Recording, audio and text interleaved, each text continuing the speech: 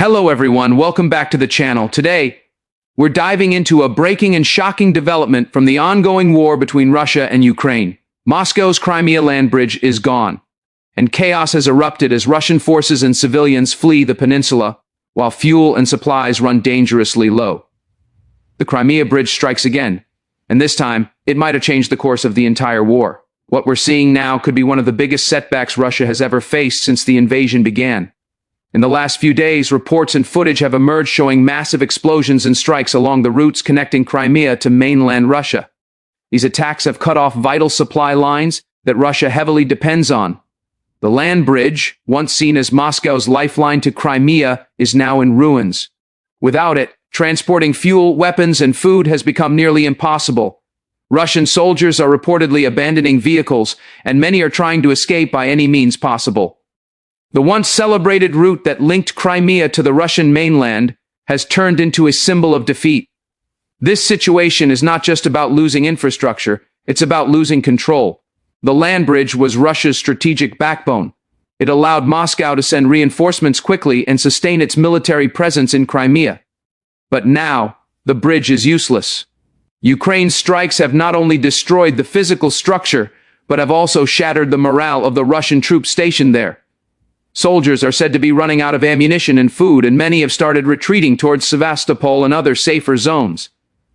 The attack on the Crimea land bridge is part of Ukraine's larger strategy to isolate the peninsula and weaken Russian logistics.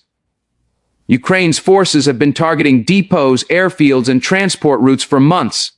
By hitting the bridge again, they've achieved what many analysts once thought was impossible, cutting off Crimea from mainland Russia entirely. This is a massive blow to the Kremlin's confidence, and it has sent shockwaves through Moscow's leadership. On social media, videos show long lines of vehicles stretching for miles, with Russian families desperately trying to leave Crimea. Gas stations have run dry and panic has set in.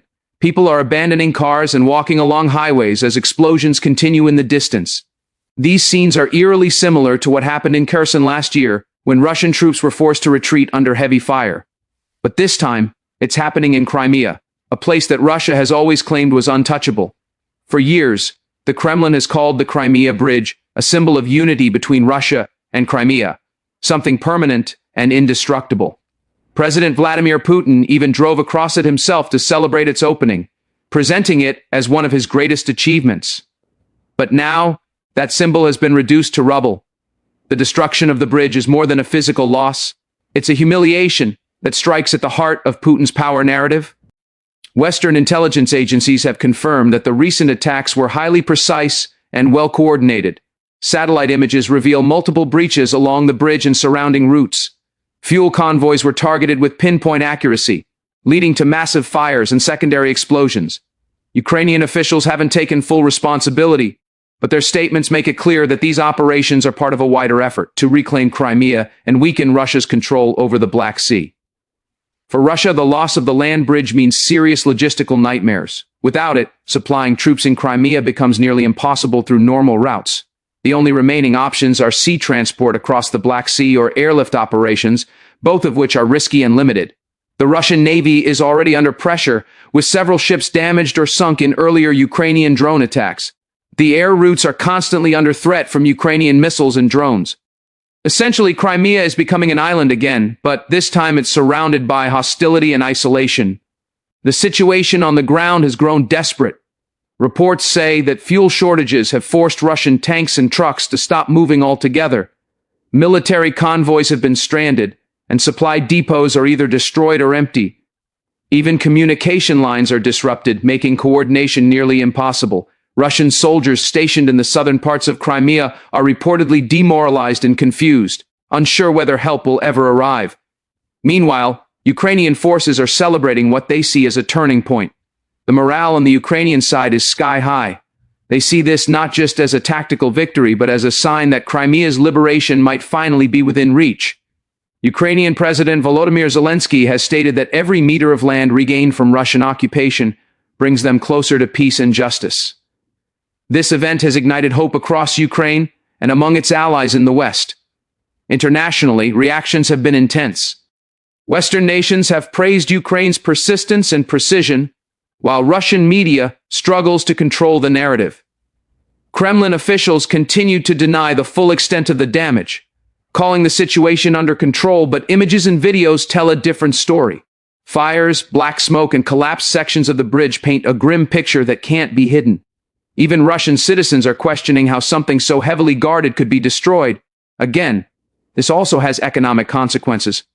The land bridge and the Crimea Bridge were vital for moving goods and tourists. With them gone, Crimea faces economic collapse. Businesses are closing, and prices for basic goods are skyrocketing. Fuel scarcity has turned daily life into chaos. The once crowded beaches and resorts are now deserted, replaced by military checkpoints and evacuation lines. Russia's propaganda machine is working overtime to downplay the disaster, but even loyal supporters are beginning to lose faith. The images of civilians fleeing, soldiers running out of supplies, and explosions rocking key infrastructure have damaged the Kremlin's image beyond repair. The claim that Crimea is forever Russian now sounds hollow. Every explosion on that bridge echoes a deeper truth, that Moscow's control is slipping fast. The question now is how Putin will respond. He has few good options. Retaliation could come in the form of increased missile strikes on Ukrainian cities, but such actions only further isolate Russia internationally. Militarily, rebuilding the bridge or re-establishing supply routes would take months, if not years, and cost billions. Strategically, it's hard to see how Moscow can sustain its war effort in southern Ukraine without those critical connections. Experts believe this could be the moment that defines the endgame. If Ukraine can maintain the pressure and cut off Crimea completely, it could force Russia into negotiations from a position of weakness. Some even speculate that internal tensions within Russia might grow as military failures pile up. There are already reports of infighting among Russian generals, and frustration inside the Kremlin is reportedly boiling over. The symbolism of this attack cannot be overstated. The Crimea Bridge was meant to stand as proof that Russia's occupation was permanent. Its destruction is proof that nothing in this war is permanent. Ukraine has shown that even Moscow's most protected assets can be targeted and destroyed. It's a message not just to Russia but to the world, that determination and strategy can overcome even the mightiest of forces. As the crisis deepens, questions remain about what comes next.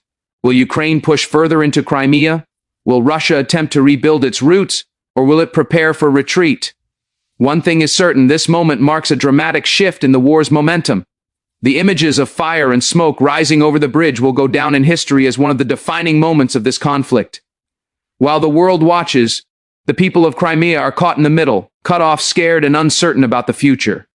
The once bustling highways are now silent, except for the sound of distant explosions. The air smells of smoke and fuel. Every passing day without supplies makes life harder for civilians and soldiers alike. For many, this feels like the beginning of the end of the Russian occupation. The destruction of Moscow's Crimea land bridge and the repeated strikes on the main bridge itself show that Russia is now facing the impossible. The myth of invincibility has been shattered. Putin's dream of securing Crimea forever is crumbling under the weight of Ukraine's resilience and strategy. What was once a symbol of Russian pride has become a symbol of its decline. As this story continues to unfold, the world can only watch and wait. Ukraine has changed the game, and Moscow is struggling to keep up. The land bridge is gone, the fuel has run out, and the once confident Russian forces are now fleeing from the very land they once claimed as their own.